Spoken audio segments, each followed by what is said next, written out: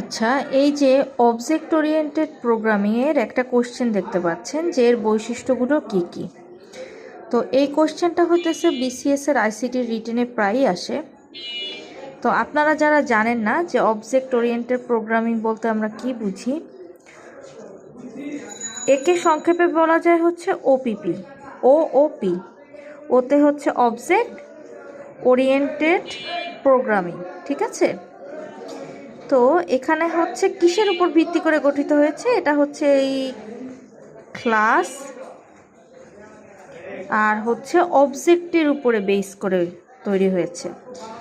আচ্ছা, মনে করেন একটা ক্লাসে অনেকগুলো স্টুডেন্ট আছে, সেক্ষেত্রে এই স্টুডেন্টগুলো হচ্ছে অবজেক্ট।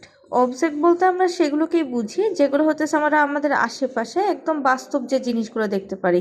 স্টুডেন্ট বলেন, তারপরে হচ্ছে মোবাইল ডিভাইস, কম্পিউটার, কুকুর, বিড়াল, সব কিছু।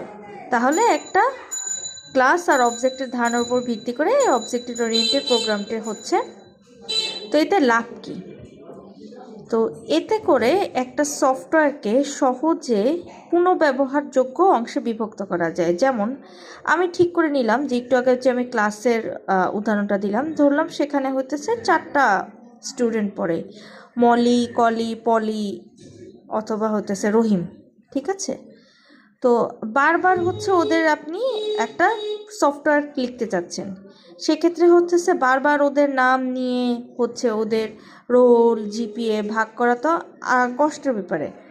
তো আপনি একটা কাজ করে নিলেন যে হচ্ছে ওদেরকে একটা ডিভাইড করে নিলেন জিপিএর ভিত্তিতে, আইডির ভিত্তিতে, যে এত এত জিপিএর মধ্যে কি পড়ছে।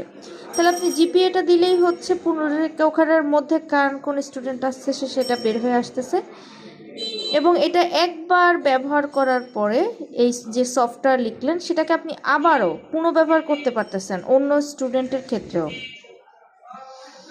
তো তাহলে আমরা দেখলাম যে ক্লাস থেকে হচ্ছে বাস্তব অবজেক্ট নিয়ে আমরা হচ্ছে অবজেক্ট ওরিয়েন্টেড প্রোগ্রামিং লিখতে পাচ্ছি। তো এর মধ্যে দেখেন এই অবজেক্টেড ওরিয়েন্টেড প্রোগ্রামের অনেক ধরনের ভাষা আছে, যেমন জাভা স্ক্রিপ্ট, C++, এগুলো জাভা, পাইথন।